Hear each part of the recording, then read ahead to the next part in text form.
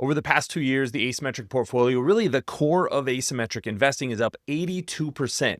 In 2024, the portfolio returned 35.3%, beating the S&P 500 by about 12 percentage points. That solid return continued in 2025, up 34.5%, more than doubling the S&P 500's return. Today, I wanted to go through how the portfolio has performed so well. The entire idea behind asymmetric investing is it's the small number of massive winners that are going to drive performance of your portfolio. That's exactly what we've seen in asymmetric investing. About half of the positions I have are not profitable, have not beat the market at all. But there are a handful of positions that have absolutely crushed the market, and that happened again in 2025. So I'm going to go through 4 of those and what we can take away.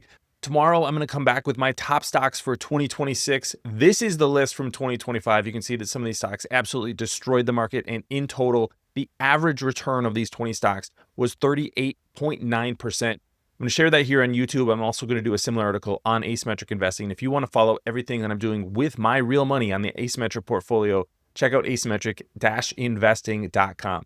So let's go through 4 of these stocks, and I'm going to be using Fiscal AI throughout. There's a link on the screen and a link in the show notes if you want to try out Fiscal AI for free. Phenomenal tool. This has made my research so much easier because you can do things like this. What is the performance of Alphabet stock? And let's just go to full screen here, and you can see up 60%.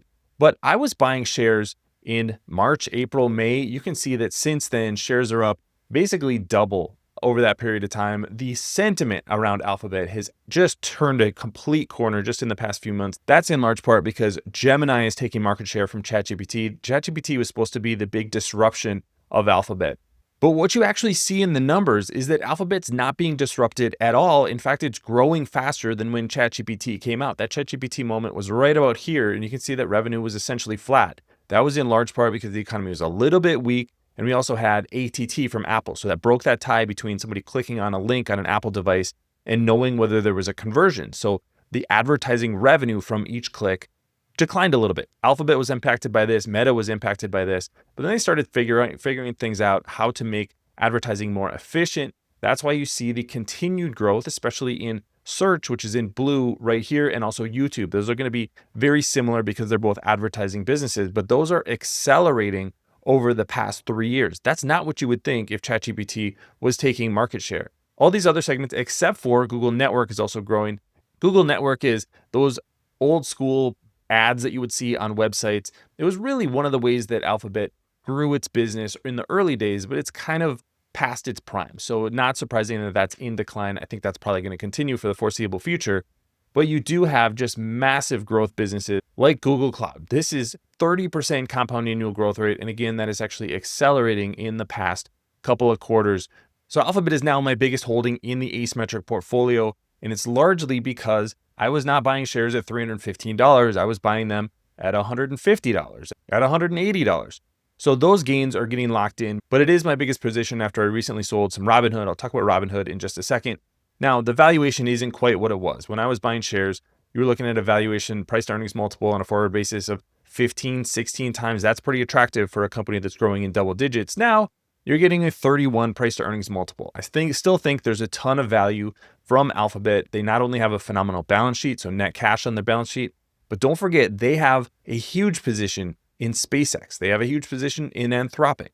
There are assets hiding on the balance sheet that aren't earning money today. And the cloud is just starting to be a big piece of their growth story, not only high revenue growth in excess of 30%, but also margin expansion as well. I think Alphabet is going to want to be one of those steady outperformers over the next couple of years, especially if we see continued market share gains from Gemini and all of their AI products. I think that's going to be the real catalyst for that sentiment change. Wouldn't be surprised to see that price to earnings multiple go a little bit higher, but I'm not quite as bullish on Alphabet today as I was a year ago, just given that price increase. Now, I mentioned Robinhood. This has been my biggest winner in the asymmetric portfolio. You can see up 188% over the past year. I did sell a little bit of my Robinhood in early December. So that was just taking a little bit of those gains off the table. It had become over 15% of the portfolio. So just wanted to reallocate that risk, because one of the things we've seen with Robinhood is really massive multiple expansion. So you go back to early 2023, the company was trading for 5 times sales. Even in 2024, you could get it for 5 times sales. I believe I started covering it a little bit later here in the spring of 2024. but now that price to sales multiple is up over 24. At times, it's even peaked over 30. Now, this is not a company that I'm selling entirely. It's still one of my biggest positions, but I have taken some of that risk off the table because it's possible that Robinhood is not going to have the same performance over the next few years. You've seen the acceleration of revenue. You go back to even 2022, this was not a company that was growing revenue quarter over quarter. That has changed really rapidly, grew 100% in the most recent quarter, year over year. Their margins have also completely turned around, gone from negative to positive. So all those things have been catalysts for the stock, but is that going to be replicable in the future? One of the things I'm a little concerned about is if you go back to 2022, you actually saw revenue from options, cryptocurrencies, and equities all decline for Robinhood. That's because Robinhood typically has a younger, more risk-tolerant investor. They're investing in more YOLO stocks, cryptocurrencies, options, things like that.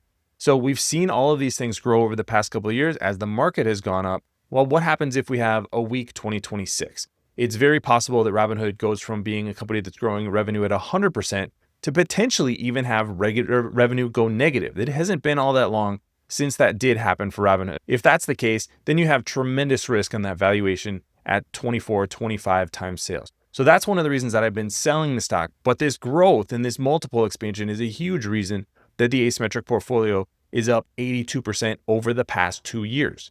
SoFi is a very similar story to Robinhood. Just investors have really gotten interested in some of these digital companies. Growth has also been phenomenal. So you can see 93% return over the past year. Now, SoFi is going to be a little different business than Robinhood, not quite as focused on the brokerage side, although they do have that business. They're going to be much more focused, and their growth is going to be in this purple section. This is financial services. So this is going to be more traditional bank fees, credit cards, debit cards. You're also going to have the revenue from the loans that they're originating, but then selling to third parties. That's where revenue is going to end up for those loans. They also have this large loan business here, which you see in blue. This is once again growing, and management has been managing that risk. So there's going to be a little bit more bank-related risk than you get with a company like Robinhood. But again, the move to these digital native companies, and I bought Robinhood and SoFi at about the same time, these have been massive drivers for the portfolio, partly because of their revenue growth, but also because of their multiple expansion. So ideally, as an asymmetric investor, you want 3 things working in your favor. You want a company that's growing revenue, that's expanding their margins, and then also has multiple expansion as a tailwind. All 3 of those things working together is how you get phenomenal returns long term. Now, the final stock that really helped the portfolio in 2025 is Owlet. This one was a big surprise because this was not a big position in the portfolio, 1 or 2% in the portfolio throughout most of the year. And then about halfway through the year, shares are going absolutely crazy. You can see since April, shares are actually up almost 500%. So this is an example of a very small position can be a very big impact on the portfolio. One of my favorite lines is, if you're wrong, a little bit is all you want. If you're right, a little bit is enough. And that's the case with a stock like Owlet. This was one of my higher risk companies, but they've also made some nice turns over the past couple of years. You can see that their revenue is growing. Their margins are now solidly above 50%. I'll add in orange here their operating profit. So they just got to operating profit in the most recent quarter. That's probably something that's helping the stock recently, but I think there is solid momentum for Owlet. So definitely not a stock that I'm going to be selling going into 2026, but wouldn't be surprised to see more volatility. That confidence game that investors are playing with a company like Owlet, that can come and go. But in 2025, this was definitely one of the stocks that helped the portfolio. Now, if you want access to everything that I'm doing on asymmetric investing, sign up to my newsletter. There's a link on the screen and a link in the show notes. That's where I share my trades every single month. I buy stocks the first trading day of the month, let you know what I'm buying before I buy them. And then I track that performance over time. Like I said, in 2025, that portfolio was up 34.5%, more than doubling the performance of the market. That's what long-term asymmetric investing can do for you. So join that community if you want more from me. And of course, if you liked what you see from Fiscal AI, check out fiscal.ai/ASYM. And I'll be back tomorrow with my top stocks for 2026 here on YouTube. Thanks for watching, everybody. See you here next time.